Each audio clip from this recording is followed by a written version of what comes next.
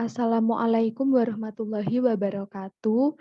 Kami dari kelompok 8 akan mempresentasikan bab tentang pemilihan portofolio. Sebelumnya, perkenalkan anggota kelompok kami. Yang pertama saya sendiri, Retno Purwaningsih Saptaulan dengan NIM 1078. Kemudian ada Didi Prayuda Ramadhani dengan NIM 1087. Dan yang terakhir Muhammad Faisal Oktaviandi Firmansyah dengan NIM 1123.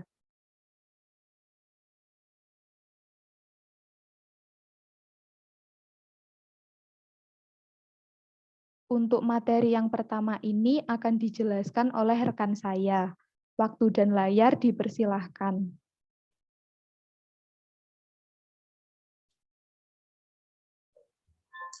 Baik, terima kasih atas waktunya. Di sini saya akan menjelaskan mengenai menentukan attainable set dan efficient set. Next. Nah, attainable set merupakan seluruh set yang memberikan kemungkinan portofolio yang dapat dibentuk dari kombinasi sejumlah aktiva yang tersedia. Semua titik di attainable set menyediakan semua kemungkinan portofolio, baik yang efisien maupun yang tidak efisien, yang dapat dipilih oleh investor.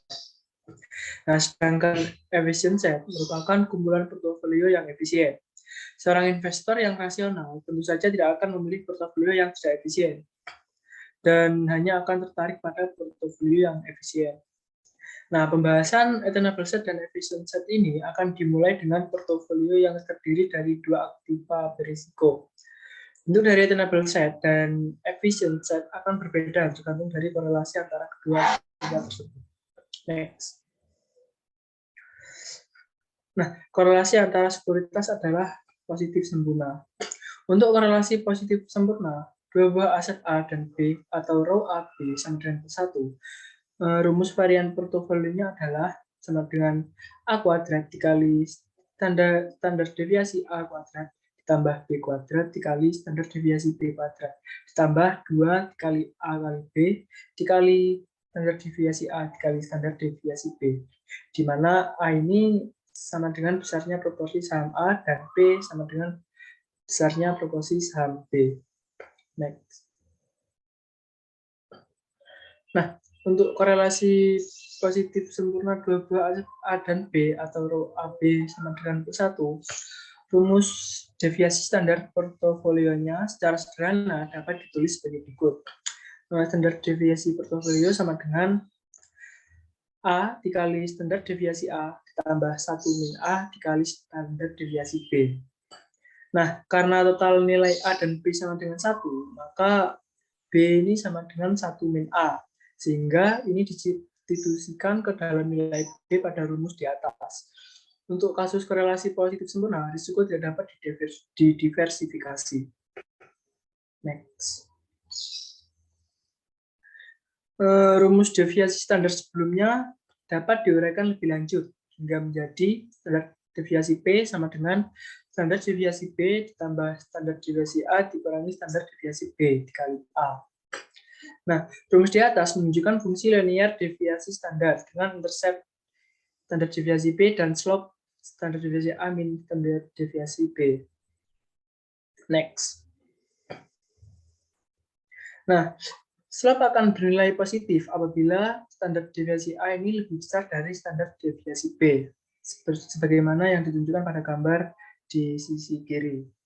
Dan slope akan bernilai 0 untuk standar deviasi A yang sama dengan standar deviasi B dengan garis yang datar seperti pada gambar di tengah. Dan slope akan bernilai negatif apabila standar deviasi A ini lebih kecil dari standar deviasi B, seperti pada gambar di kanan. Next.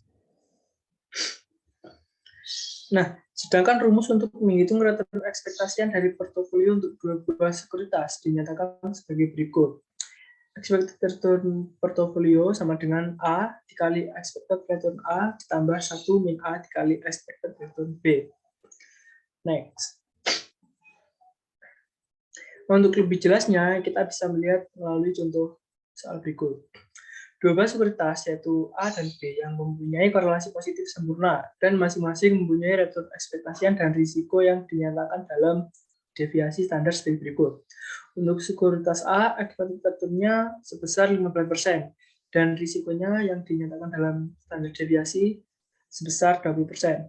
Dan untuk sekuritas B, expected return-nya sebesar 8% dengan standar deviasi sebesar 7%. Next. Nah, untuk expected return A sama dengan 0,15 dan 0,5 dan expected return B sama dengan 0,8, maka return ekspektasi portofolio dapat dihitung yaitu expected return P sama dengan A dikali expected return A yaitu sebesar 0,15 ditambah 1 min A dikali expected return B yaitu sebesar 0,08. Yang mana ini menghasilkan 0,08 plus 0,07A. Next. Dan untuk standar deviasi A yang sebesar 0,20 dan standar deviasi B sebesar 0,07. Nah, standar deviasi portofolionya dapat dihitung sebagai berikut, yaitu standar deviasi B sebesar 0,07 ditambah standar deviasi A yang sebesar 0,20 dikurangi standar deviasi B yaitu 0,07 baru dikali A. Maka dihasilkan sebesar 0,07 plus 0,13A. Next.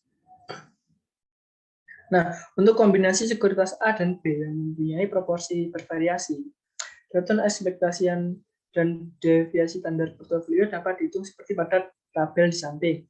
Misalnya untuk proporsi sekuritas A sebesar 0, maka didapatkan expected return sebesar 0,08. Ini berasal dari 0,08 ditambah 0,07 dikali A, yaitu sebesar 0.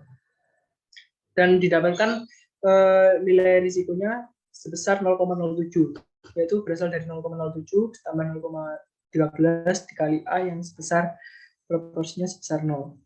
Dan begitu pun seterusnya untuk proporsi selanjutnya hingga proporsi 1,0 yang menghasilkan expected return 0,15 dan risiko sebesar 0,2. Next. Lalu untuk yang selanjutnya, untuk tidak ada korelasi antara sekuritas. Untuk korelasi antara dua aktiva A dan B sebesar 0, yaitu rho AB sama dengan 0, dan disebutkan B sama dengan 1 min A. Nah, untuk rumus mencari deviasi standar dari portofolionya sama dengan akar dari A kuadrat dikali standar deviasi A kuadrat tambah 1 min A kuadrat dikali standar deviasi B kuadrat. Nah, hubungan antara risiko portofolio dengan proporsi sekuritas A untuk korelasi 0 atau rho AB sama dengan 0 adalah tidak linier. Karena hubungan ini tidak linier, maka titik optimal dapat terjadi. Dan titik optimal ini terletak di proporsi aktiva A sebesar standar deviasi B kuadrat dibagi standar deviasi A kuadrat ditambah standar deviasi B kuadrat. Next. Untuk lebih jelasnya bisa dilihat melalui contoh berikut. Nah, dari contoh satu tadi, untuk dua buah sekuritas A dan B yang mempunyai expected return A sebesar 15% dan expected return B sebesar 8%, dan risiko A sebesar 20% dan risiko sekuritas B sebesar 7%. Tapi kedua sekuritas ini sekarang tidak mempunyai korelasi atau rho AB sama dengan 0. Maka hubungan antara return ekspektasian dengan proporsi sekuritas untuk nilai expected return A sama dengan 0,15 dan expected return B sebesar 0,08% dapat dinyatakan sebagai berikut. Untuk rumus expected return portofolionya sama dengan 0,08 plus 0,07A, ini sama dengan perhitungan yang tadi.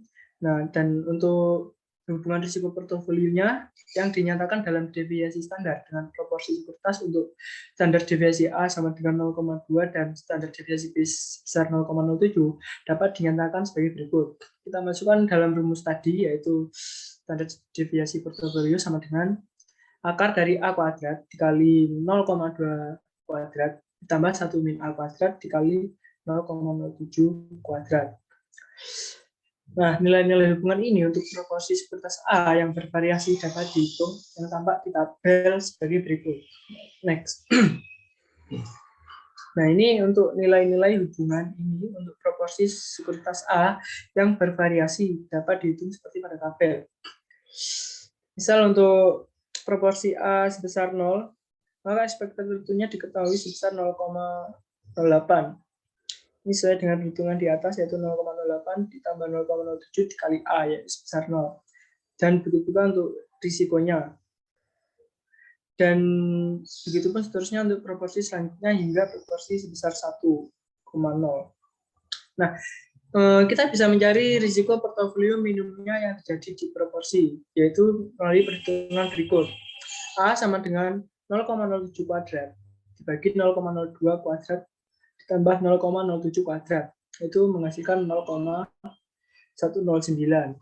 Dan kita juga bisa mencari deviasi standar minimumnya, yaitu standar deviasi portofolio sama dengan 0,109 kuadrat dikali 0,02 kuadrat dikurangi 1 min 0,109 kuadrat dikali 0,07 kuadrat, yaitu menghasilkan 0,0661. Dan return expectation portfolio untuk minimum risiko ini yaitu expected return portfolio sama dengan 0,08 ditambah 0,07 dikali A, yaitu sebesar yang telah kita hitung tadi, yaitu 0,109. Maka dapat dihasilkan sebesar 0,0876. Next. Lalu untuk slide yang selanjutnya, korelasi antara sekuritas adalah negatif sempurna. Nah, untuk korelasi negatif sempurna antara aktif A dan B atau rho AB sama dengan min 1, maka rumus varian dari portofolio di rumus 7-9 setelah dilakukan substitusi B sama dengan 1 min A menjadi standar deviasi portofolio sama dengan akar dari A dikali standar deviasi A dikurangi 1 min A dikali standar deviasi B kuadrat. Nah, deviasi standar dapat mempunyai dua kemungkinan nilai, yaitu nilai yang positif dan negatif. Misalnya akar dari 4 nih. Nah, ini dapat bernilai negatif 2 dan bernilai positif 2. Nah, dengan demikian, deviasi standar portofolio di atas dapat mempunyai dua kemungkinan nilai, yaitu standar deviasi portofolio sama dengan plus dan minus, plus minus A dikali standar deviasi A min 1 min A dikali standar deviasi B. Next. Nah, untuk lebih jelasnya kita bisa melihat melalui contoh berikut. Untuk dua buah sekuritas A dan B yang mempunyai expected return A sebesar 15% dan expected return B sebesar 8%, dan risiko A sebesar 20% dan risiko B sebesar 7%. Tetapi kedua sekuritas ini mempunyai korelasi negatif sempurna, yaitu rho AB sama dengan min 1. Maka hubungan antara return expectation dengan proporsi sekuritas dari rumus untuk nilai expected return A sebesar 0,15 dan expected return B sebesar 0,08 dapat dinyatakan sebagai berikut, yaitu ERP sama dengan 0,08 plus 0,07A. Ini sama seperti perhitungan tadi karena nilai soalnya sama. Bedanya ini untuk sekuritas ini mempunyai korelasi yang negatif sendiri. Lalu kita mencari hubungan antara risiko portofolio yang dinyatakan dalam deviasi standar dengan proporsi sekuritas untuk standar deviasi A sebesar 0,2 dan standar deviasi B sebesar 0,07. Dapat dinyatakan seperti berikut. Nah, ini untuk standar deviasi portofolio kemungkinan pertama, yaitu dihasilkan sebesar 0,20A dikurangi 0,07 dikali 1 min A. Dan standar deviasi portofolio pada kemungkinan kedua sama dengan negatif 0,20A ditambah 0,07 dikali 1 min A. Next. Lalu untuk nilai-nilai hubungan ini untuk proporsi sekuritas A yang bervariasi dapat dihitung seperti pada tabel. Ini untuk misalnya untuk proporsi A sebesar 0,20.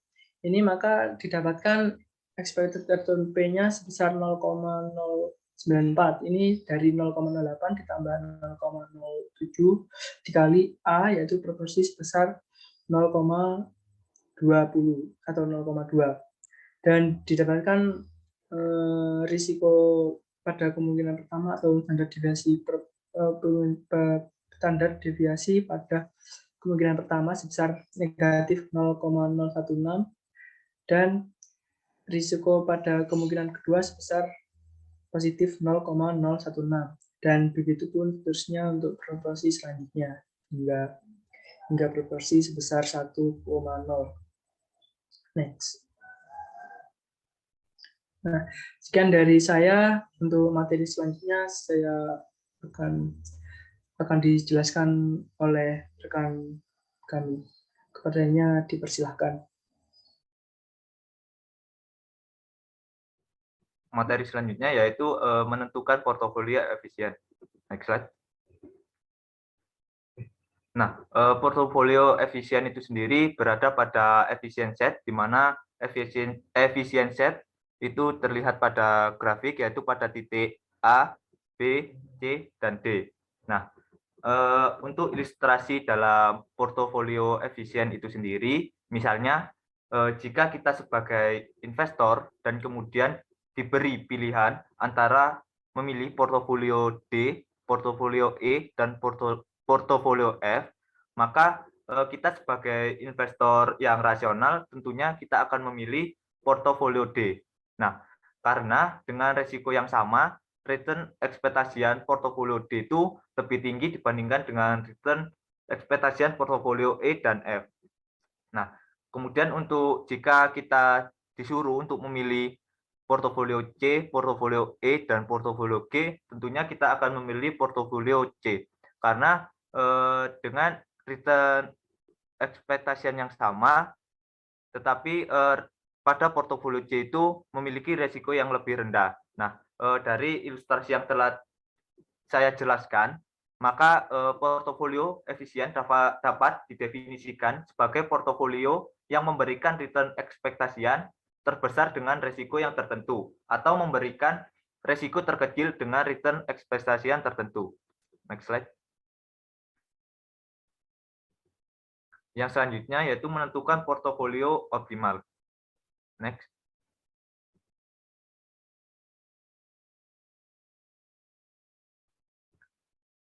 Yang selanjutnya mengenai portofolio optimal berdasarkan preferensi investor berdasarkan model Markowitz, di mana pada model Markowitz menggunakan asumsi-asumsi sebagai berikut. Yang pertama, waktu yang digunakan hanya satu periode. Yang kedua, tidak ada biaya transaksi. Yang ketiga, preferensi investor hanya didasarkan pada return ekspektasian dan risiko dari portofolio. Dan yang keempat, tidak ada pinjaman dan simpanan bebas risiko. Next. Yang selanjutnya yaitu portofolio optimal risiko terkecil model Markowitz. Nah, jika investor hanya mempertimbangkan risiko portofolio terkecil tanpa mempertimbangkan simpanan dan pinjaman bebas risiko, maka portofolio pada titik B merupakan titik yang dipilih, yang merupakan portofolio yang optimal. Nah, pada titik B ini, kombinasi aktiva akan memberikan portofolio yang efisien dengan risiko terkecil.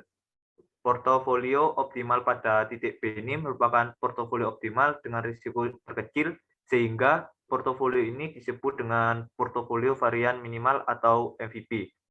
Next.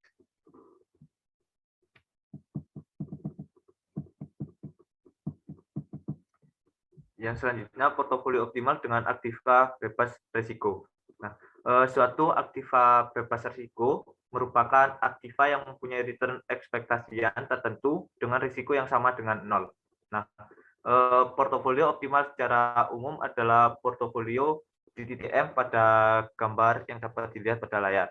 Nah, portofolio optimal ini merupakan hasil persinggungan garis lurus dari titik RBR atau return aktiva bebas risiko dengan kurva efisien set. Titik persinggungan M ini merupakan persinggungan antara kurva efisien set dengan garis lurus yang mempunyai sudut slope terbesar, di mana sudut slope atau portofolio optimal dapat dihitung dengan return ekspektasian dikurangi dengan return aktiva bebas risiko, kemudian dibagi dengan deviasi standar. Next slide. Yang selanjutnya yaitu penyelesaian portofolio optimal dengan menggunakan persamaan simultan, di mana persamaan simultan ini dapat dicari dengan cara Z1 dikalikan dengan aktiva bebas risiko, kemudian ditambah dengan Z2 dikali dengan aktiva bebas risiko, dan seterusnya. Nah, untuk rumus bobot masing-masing sekuritas sendiri, itu WI sama dengan ZI dibagi sigma N, I sama dengan 1 dikalikan ZI. Next slide. Yang selanjutnya yaitu contoh dari perhitungan persamaan simultan. Nah, di sini misalnya suatu pasar modal hanya berisi dengan 7 saham. Return ekspektasian bulanan adalah sebagai berikut. ER1 beras 1,312, R2 1,183, ER3 1,679, dan seterusnya. Nah, untuk metrik varian dan kovariannya itu dapat dilihat pada tabel yang sudah ada di layar. Next slide. Kemudian dengan tingkat bunga aktiva bebas risiko adalah 1% per bulannya, maka persamaan simultan untuk portofolio ini adalah, nah sesuai dengan rumus yang sudah saya sampaikan tadi, bahwa untuk persamaan simultan itu rumusnya Z1 dikalikan dengan aktiva bebas risiko, di mana Z1-nya itu sebesar 47,765, itu dikalikan dengan 1% yang tadi. Kemudian Z2 24,412 itu dikalikan juga dengan 1%, dan begitu juga seterusnya. Kemudian dapat diketahui hasilnya yang terlihat pada layar. Kemudian untuk menghitung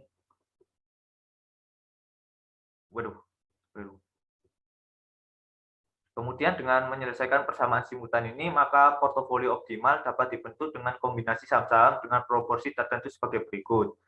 Maka W1 ketemu min 19.939, W2 sama dengan min 35.811, W3 33.990, dan seterusnya. Materi yang selanjutnya akan disampaikan oleh rekan saya. Baik, terima kasih untuk materi selanjutnya mengenai portofolio optimal dengan adanya simpanan dan pinjaman bebas resiko. Portofolio optimal secara umum pada bagian sebelumnya hanya memasukkan aktiva-aktiva beresiko ke dalam portofolionya. Aktiva bebas resiko hanya digunakan untuk menentukan letak dari portofolio optimalnya, tetapi tidak dimasukkan sebagai aktiva di portofolionya. Nah, dengan adanya aktiva yang bebas resiko seperti sertifikat Bank Indonesia atau SBI ini, investor mempunyai pilihan untuk memasukkan aktiva ini ke portofolionya. Karena aktiva bebas resiko variannya atau deviasi standarnya sama dengan 0, maka kovarian antara aktiva bebas resiko ini dengan aktiva beresiko yang lainnya akan menjadi sama dengan 0 juga.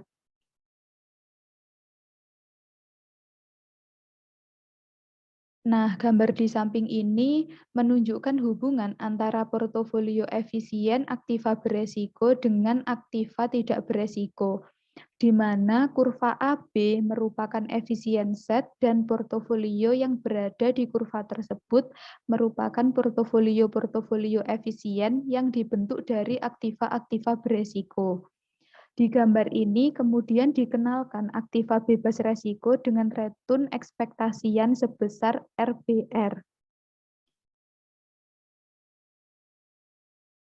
Dengan menarik garis lurus dari titik RBR di sumbu vertikal ke titik-titik di kurva efisien set, investor dapat membuat portofolio baru kombinasi antara portofolio aktiva-aktiva beresiko yang sudah ada dengan aktiva bebas resiko. Misalnya, investor dapat membuat portofolio yang merupakan kombinasi portofolio efisien di titik T dengan aktiva bebas resiko. Portofolio-portofolio baru hasil kombinasi ini akan terletak di titik-titik sepanjang garis lurus RBRT, misalnya di titik Z.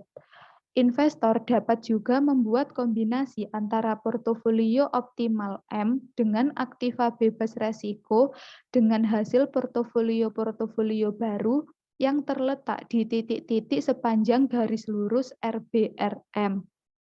Misalnya di titik Y. Portofolio baru di titik Z dan Y dapat mempunyai resiko yang sama, tetapi portofolio Y akan mempunyai return ekspektasian yang lebih besar dibandingkan dengan return ekspektasian portofolio Z. Oleh karena itu, investor yang rasional akan memilih portofolio Y dibandingkan dengan portofolio Z. Garis lurus yang lebih tinggi di atas garis RBRY tidak tersedia, karena garis lurus tersebut tidak lagi menyinggung kurva efisien set atau dengan kata lain, kombinasi portofolio ini tidak dapat dilakukan karena tidak dapat ditemukan portofolio optimal yang tersedia. Kombinasi optimal antara aktiva bebas resiko dengan portofolio optimal terjadi untuk garis lurus dari titik RBR yang menyinggung kurva efisien set, yaitu garis lurus RBRM. Selanjutnya, investor dapat memilih proporsi dari aktiva bebas resiko untuk dimasukkan ke portofolio optimalnya. Resiko portofolio yang terdiri dari portofolio optimal aktiva beresiko dengan aktiva bebas resiko adalah sebesar portofolio optimal aktiva beresikonya.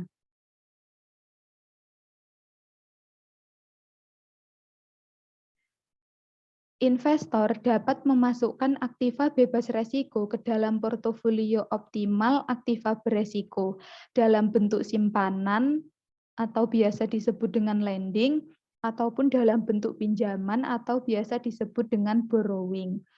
Dalam bentuk simpanan atau lending berarti membeli aktiva bebas resiko dan memasukkannya ke dalam portofolio efisien aktiva beresiko.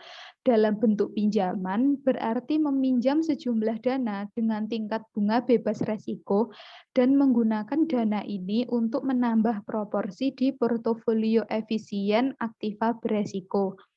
Kenyataannya, tidak selalu investor dapat membeli atau menjual aktiva bebas resiko dengan tingkat pengembalian yang sama, yaitu sebesar return bebas resiko. Umumnya, investor dapat membeli dananya dengan tingkat return bebas resiko, yaitu misalnya dengan membeli sertifikat Bank Indonesia. Akan tetapi, investor biasanya harus meminjam dengan pengembalian yang lebih tinggi dari tingkat return bebas resiko. Jika investor hanya dapat membeli aktiva bebas resiko, tetapi tidak dapat meminjam dengan tingkat bebas resiko, investor mempunyai 3 alternatif yang dapat dilakukan, yaitu sebagai berikut. Yang pertama, menanamkan semua modalnya ke aktiva bebas resiko. Yang kedua, menanamkan semua modalnya ke portofolio optimal aktiva beresiko. Yang ketiga, menanamkan sebagian modalnya ke aktiva bebas resiko dengan sebagian lagi ke portofolio optimal aktiva beresiko.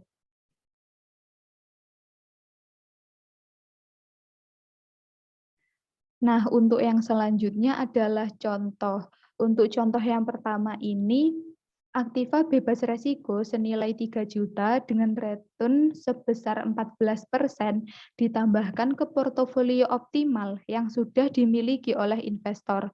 Portofolio optimal ini bernilai sebesar 7 juta dengan return ekspektasian 20% dan resiko sebesar 15%. Portofolio yang baru akan mempunyai proporsi 30%.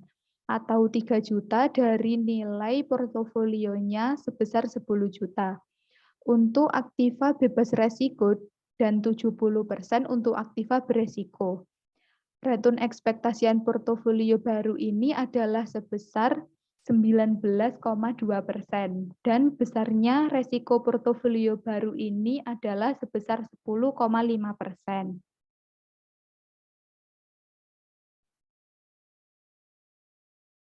Nah, dalam hal ini, jika investor dapat meminjam dana dengan tingkat return yang sama dengan return aktiva bebas resiko, maka efisien set yang tersedia adalah garis lurus RBRMX pada gambar ini. Efisien set ini merupakan pergeseran dari efisien set sebelumnya untuk portofolio aktiva beresiko, yaitu kurva BMA. Portofolio di efisien set yang baru ini mendominasi portofolio di efisien set yang lama. Ini berarti bahwa investor yang mengkombinasikan aktiva beresiko dengan aktiva bebas resiko akan mendapatkan tingkat utility yang lebih tinggi dibandingkan jika hanya menggunakan aktiva beresiko saja. Nah, tingkat utility yang lebih tinggi ini tampak pada gambar di mana U2 itu lebih dari U1.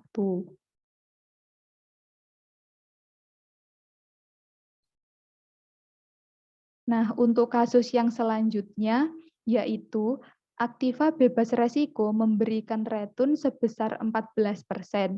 Return ekspektasian portofolio optimal adalah 20% dengan resikonya sebesar 15%. Investor C memilih portofolio yang berada di efisien set lama dengan return ekspektasian sebesar 15% dan resiko sebesar 7%. Jika investor C mau pindah ke efisien set yang baru, maka dia akan berada di titik C minor dengan resiko yang sama yaitu 7%, tetapi dengan return ekspektasian yang lebih tinggi. Untuk mendapatkan titik C minor ini, investor harus membentuk portofolio baru kombinasi portofolio optimal yang lama dengan aktiva bebas resiko. Dengan menggunakan rumus, proporsi dari aktiva bebas resiko dapat dihitung seperti yang tertera pada slide. Proporsi dari aktiva bebas resiko adalah sebesar 53,33% dan portofolio optimal sebesar 46,67%. Besarnya return ekspektasian dari portofolio C minor ini sebesar 16,80%.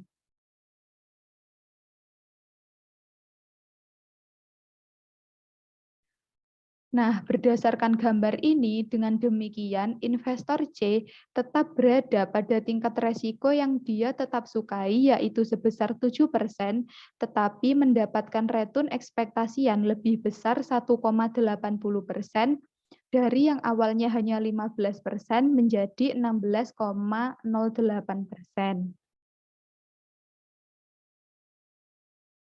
Untuk kasus yang terakhir, di mana investor D adalah investor yang menyukai resiko atau risk taker.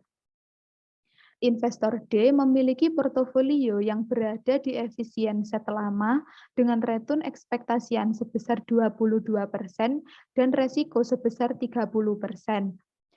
Return aktiva bebas resiko adalah sebesar 14%.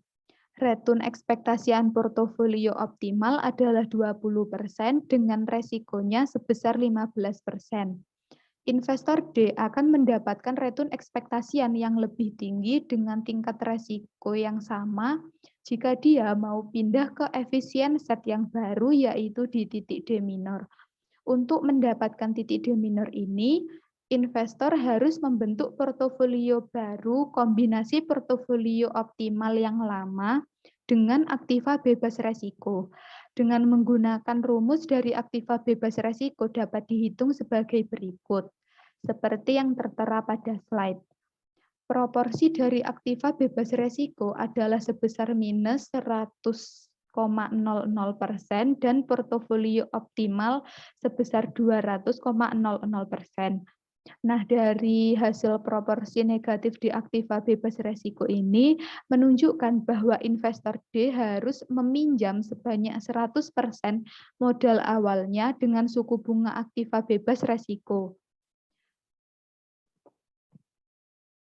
Pinjaman 100% ini akan ditambahkan dengan modal awalnya, sehingga portofolio barunya menjadi 200%. Besarnya return ekspektasian dari portofolio baru di D minor ini adalah sebesar 26,00%.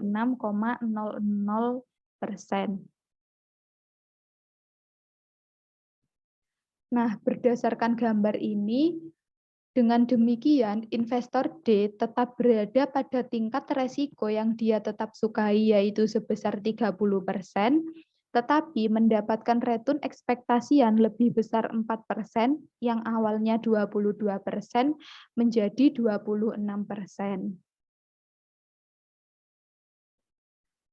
Baiklah, sekian presentasi dari kelompok kami. Kurang lebihnya kami mohon maaf dan terima kasih atas perhatiannya. Wassalamualaikum warahmatullahi wabarakatuh.